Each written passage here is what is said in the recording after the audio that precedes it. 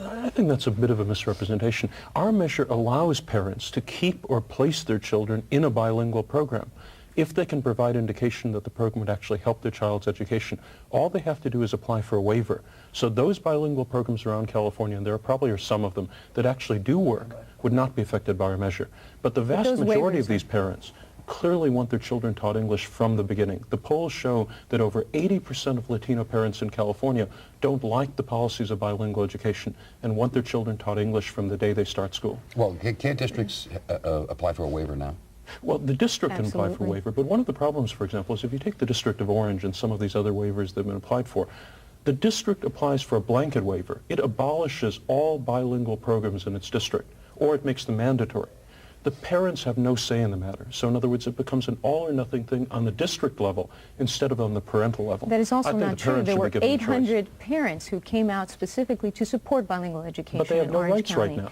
But they do have rights. They have the right to come forward and they have the right to speak. His particular proposal would make it extremely narrow and up to the district, in fact, to approve the waiver if there's a certain number of like-minded parents who have also proposed such a waiver and come forward each year. And if not, those children have to be sent to another public school. So it's extremely narrow, extremely difficult, and it doesn't address the central issue here, which was raised by Senator Alpert. How are we ensuring that these children are actually going to succeed with English that is quality English, with English that will ensure their future success, not playground English, not after a year of being together in one classroom and sort of talking to each other outside and excluded from the content, but English that is going to succeed, like the example you gave here, for the future. That's what we're talking about when you use primary language. Just before we began this discussion, Senator Alpert was talking about how relations in the district are a lot different than they are in Sacramento, and there is a different view there. Ron has a good point. Can this issue capture an entire school district and slow everything down, stop everything, and paralyze it for almost years? I don't think so, and one of the reasons, again, that I look towards my bill, it could be in a district, they could be running 4 or 5 different kinds of programs. They could be running the kinds of programs that suited the needs of different parent groups, of different ethnic and language backgrounds, and you wouldn't have to have just one type of program.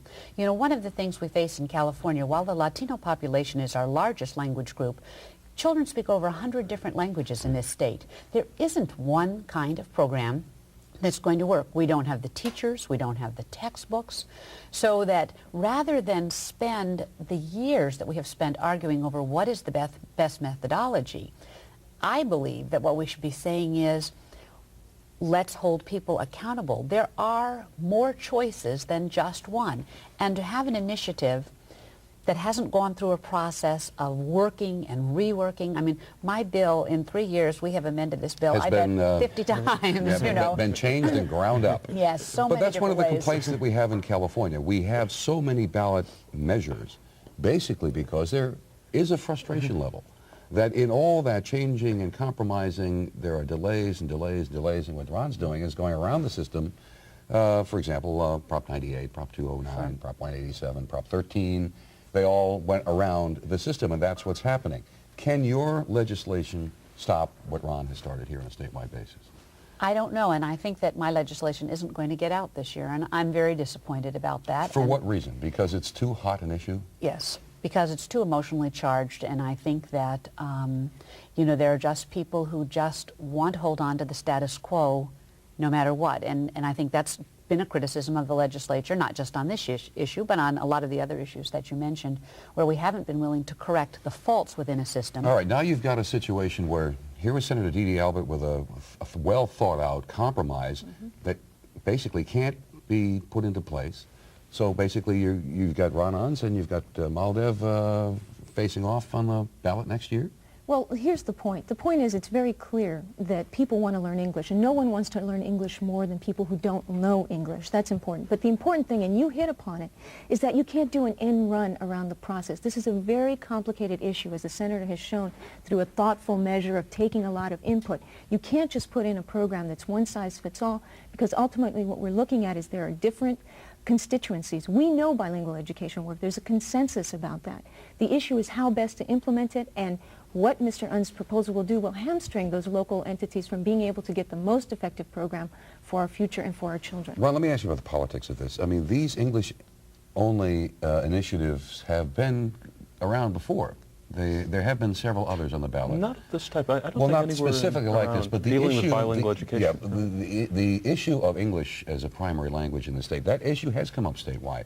It has come up on the ballot, and it hasn't succeeded very well. What makes your issue different? Well, I really wouldn't call this an English-only initiative. What we're talking about is English for the children, that small children, when they go to school and are 5 or 6 years old, should be taught English as soon as they start school. I don't know whether I agree with all of the sort of English-only, English-first policies that are out there. Some of them I'd agree with, some of them I wouldn't agree with.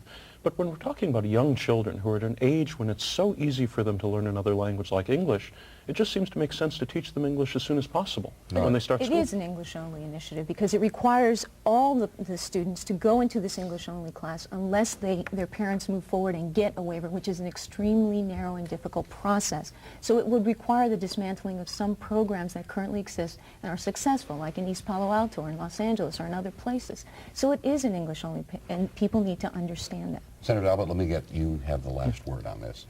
Yeah, well, I like to think that because my bill is opposed by the English-only people and is opposed by most of the bilingual people, that maybe I have come up with a solution, with a good solution.